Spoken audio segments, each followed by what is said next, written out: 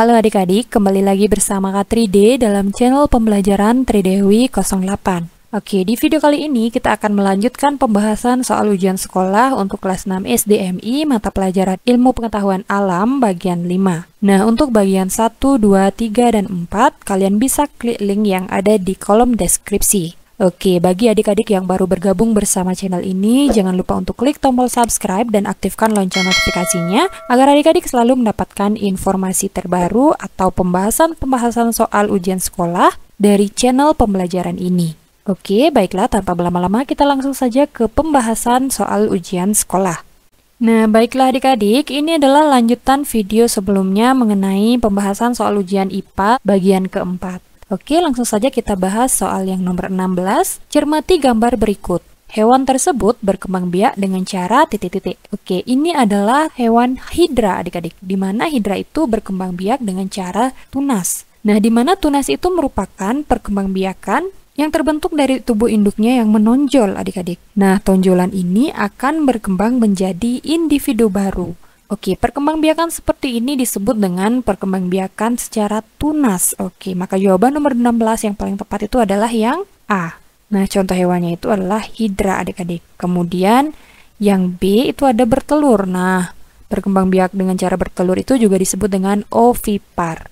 Kemudian yang C ada fragmentasi, di mana fragmentasi itu merupakan perkembangan hewan yang berkembang dengan potongan-potongan tubuhnya adik-adik. Misalnya contohnya itu adalah cacing pipih.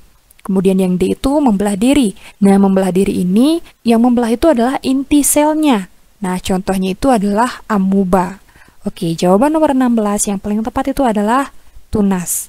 Lanjut ke soal nomor 17. Badak bercula 1 merupakan hewan yang dilindungi di daerah ujung kulon Banten. Badak bercula 1 ini jumlah dan keberadaannya hanya tinggal sedikit. Apabila hewan tersebut diburu secara berlebihan akan mengakibatkan, ya tentunya yaitu mengalami kepunahan. Nomor 17 jawabannya yang D. Lanjut ke soal yang nomor 18. Perhatikan tabel berikut. Urutan tahapan perkembangbiakan manusia yang tepat adalah, nah, urutan perkembangbiakan manusia yang paling pertama itu adalah ya, yaitu tahap bayi, kemudian setelah itu berkembang menjadi anak-anak, setelah anak-anak selanjutnya adalah tahap remaja, kemudian setelah remaja adalah dewasa, kemudian setelah dewasa yang terakhir adalah lanjut usia. Nah, maka urutan yang tepat yaitu 2, 4, 1, 3, dan 5. Oke, maka jawaban yang paling tepat yaitu option yang B. Nah, lanjut ke soal nomor 19. Perhatikan sistem tata surya berikut ini. Ciri planet yang ditunjukkan oleh gambar nomor 7 adalah titik-titik. Oke, kita perhatikan. Gambar nomor 1 itu adalah Merkurius, kemudian yang kedua Venus, ketiga Bumi, 4 Mars, kemudian 5 Jupiter, 6 Saturnus, 7 Uranus, dan yang ke-8 itu adalah Neptunus.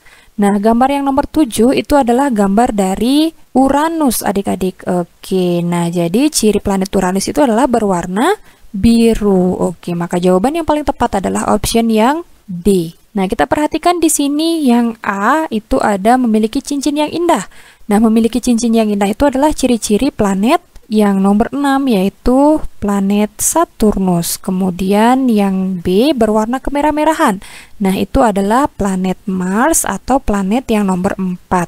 Kemudian yang C kaya air dan oksigen itu adalah planet Bumi, yaitu planet yang nomor 3. Oke, nah maka nomor 19 jawabannya adalah yang D. Lanjut ke soal nomor 20. Berdasarkan gambar berikut, pembuatan magnet dengan cara elektromagnetik ditunjukkan oleh huruf titik-titik. Oke, membuat magnet dengan cara elektromagnetik itu sama dengan membuat magnet dengan mengaliri arus listrik adik-adik. Nah, kita perhatikan option yang A. Nah, option yang A ini menunjukkan gambar dari medan magnet adik-adik. Oke, berarti bukan yang A, kemudian yang B kita perhatikan. Nah, di sini ada baterai, kemudian ada kawat atau tembaga, kemudian kawat tembaga ini akan mengalirkan arus listrik yang berasal dari baterai. Oke, jadi cara seperti ini disebut dengan cara pembuatan elektromagnetik. Nah, maka jawaban yang tepat untuk soal nomor 20 itu adalah option yang B. Oke, kemudian kita perhatikan di sini ada yang C. Nah, membuat magnet seperti ini disebut dengan cara induksi adik-adik. Kemudian yang D itu adalah dengan cara menggosok. Nah, maka jawaban yang paling tepat adalah option yang B. Lanjut ke soal nomor 21. Rasti memasak nasi goreng menggunakan margarin sebagai pengganti minyak. Ketika margarin dimasukkan ke dalam wajan yang telah dipanaskan di atas kompor, margarin mengalami perubahan wujud. Jenis perubahan wujud yang terjadi pada peristiwa tersebut adalah titik-titik. Oke, di sini Rasti memasak menggunakan margarin. Nah, margarin itu merupakan contoh dari benda padat adik-adik. Kemudian benda padat ini dipanaskan, dimasukkan ke dalam wajan yang dipanaskan di atas kompor. Nah, maka margarin tersebut mengalami perubahan wujud. Benda padat dipanaskan itu akan menjadi cair adik-adik. Nah, proses perubahan ini disebut dengan mencair. Oke, maka jawaban untuk soal nomor 21 ini adalah jenis perubahan wujud yang terjadi yaitu D, mencair. Lanjut ke soal nomor 22. Perhatikan peristiwa berikut ini. 1. Perbedaan waktu. 2. Gerak semu harian. 3. Pembelokan arah mata angin. 4. Terjadinya siang dan malam. Peristiwa tersebut merupakan akibat dari, ya tepat sekali, yaitu perbedaan waktu seperti wit dan wita, kemudian gerak semu harian, kemudian pembelokan arah angin, dan terjadinya siang dan malam itu adalah akibat dari peristiwa rotasi bumi, yaitu perputaran bumi pada porosnya adik-adik. Nah, maka jawaban yang paling tepat adalah yang option C. Lanjut ke soal nomor 23. Perhatikan gambar berikut. Sifat magnet yang ditunjukkan pada gambar tersebut adalah, oke, di sini ada 2 buah magnet, di mana kutub utara itu didekatkan dengan kutub utara akan terjadi tolak-menolak adik-adik, karena didekatkan dengan kutub yang sama. Nah, maka 2 kutub magnet yang sama yang berdekatan akan saling tolak-menolak. Berarti jawaban yang paling tepat itu adalah option yang B. Lanjut ke soal nomor 23, kedudukan bulan, matahari, dan bumi yang benar saat terjadi gerhana matahari total ditunjukkan oleh gambar titik-titik. Nah, adik-adik, gerhana matahari, maka posisi bumi, bulan, dan matahari itu yaitu antara matahari, kemudian bulan, dan bumi itu berada pada satu garis lurus adik-adik. Nah, yang ada di tengah-tengah itu adalah bulan. Sedangkan untuk gerhana bulan, posisinya yaitu matahari, kemudian bumi, dan bulan. Nah, yang ada di tengah-tengah itu adalah bumi. Yang jadi pertanyaan di sini adalah gerhana matahari total.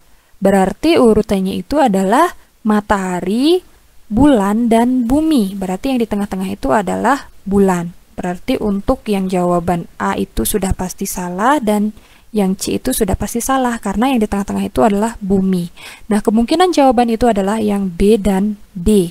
Oke, kita perhatikan. Ketika terjadi gerhana matahari total, maka posisi bumi itu tepat berada di bayangan umbra atau bayangan inti, adik-adik. Nah, maka jawaban yang paling tepat itu adalah option yang D, karena bumi itu tepat berada di bayangan umbra atau bayangan inti. Sedangkan untuk option yang D itu bumi berada pada bayangan penumbra atau bayangan kabur adik-adik. Nah, maka option jawaban yang paling tepat itu adalah yang D. Lanjut ke soal nomor 25. Perhatikan daur air berikut ini. Tahapan yang terjadi oleh nomor 4 disebut titik-titik. Nah, di sini adalah terjadinya proses daur air atau siklus hidrologi, di mana proses dari nomor 1 ini disebut dengan penguapan atau nama lainnya itu adalah evaporasi adik-adik. Oke, kemudian yang nomor 4, setelah terjadi proses evaporasi itu akan terjadi tahapan kondensasi. Nah, kondensasi itu juga disebut dengan pengembunan adik-adik. Kemudian yang ketiga, setelah kondensasi itu terjadi yang namanya presipitasi adik-adik. Nah, presipitasi ini yaitu peristiwa turunnya hujan. Nah, setelah turunnya hujan itu akan terjadi yang namanya proses penyerapan air hujan oleh lapisan tanah yang disebut dengan infiltrasi. Nah, jadi sesuai dengan pertanyaannya, tahapan yang ditunjukkan oleh nomor 4 yaitu tahapan kondensasi adik-adik. Maka jawaban yang paling tepat adalah yang A. Nah, Katri diulang kembali, kondensasi itu pengembunan, transpirasi adalah penguapan air yang berasal dari bagian tumbuhan, kemudian evaporasi itu adalah penguapan air danau, sungai, laut, dan lain sebagainya oleh panas matahari, kemudian yang deinfiltrasi itu artinya penyerapan air hujan oleh lapisan tanah. Nah, maka nomor 25 jawaban yang paling tepat adalah option yang A. Lanjut ke soal nomor 26.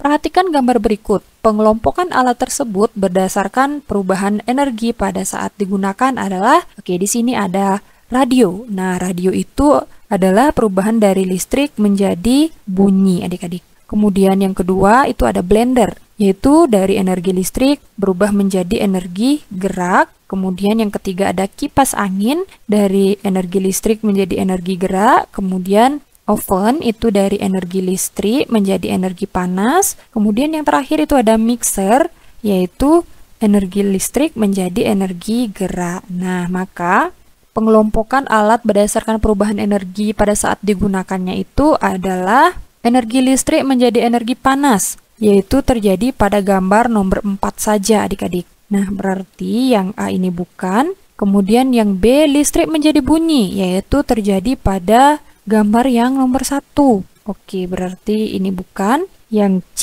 listrik menjadi gerak, yaitu nomor 2 dan nomor 5. Ya, ini betul. Kemudian listrik menjadi cahaya.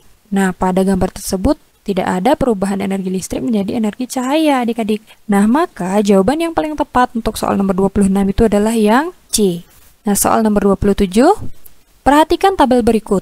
Benda yang dapat menyerap bunyi untuk mencegah gaung adalah, nah, benda yang dapat digunakan untuk mencegah bunyi yaitu nomor 1 busa, busa bisa, kemudian nomor 2 plastik, plastik itu tidak bisa, adik-adik. Kemudian yang ketiga ada kayu, kayu tidak bisa meredam bunyi.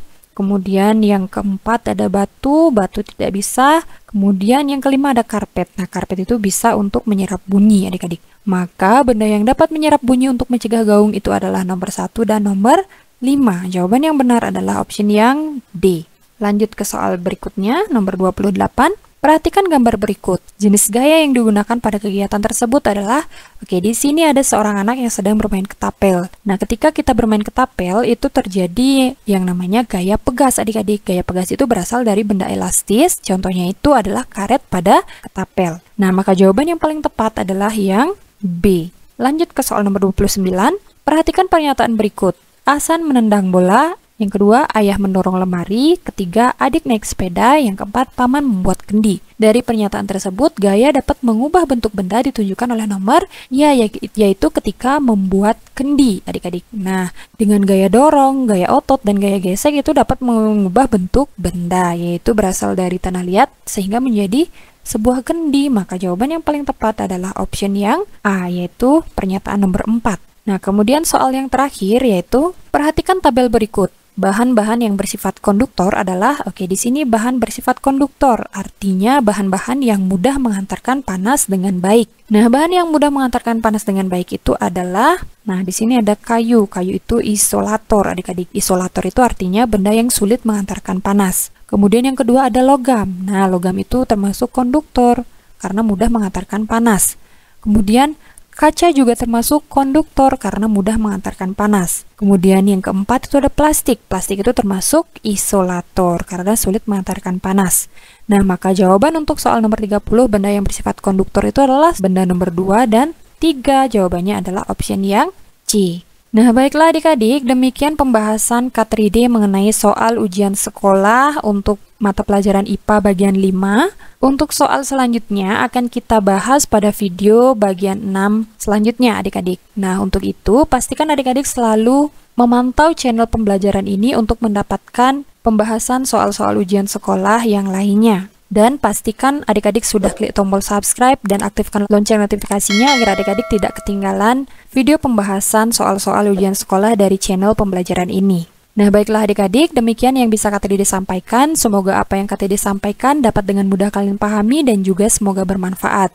Nah, apabila video ini bermanfaat, jangan lupa untuk like, komen, dan juga share video ini sebanyak-banyaknya agar semakin banyak teman-teman kalian di luar sana yang mengetahui pembahasan tentang soal-soal ujian sekolah untuk kelas 6 SDMI. Baiklah adik-adik, akhir kata K3D ucapkan terima kasih dan sampai jumpa pada video selanjutnya.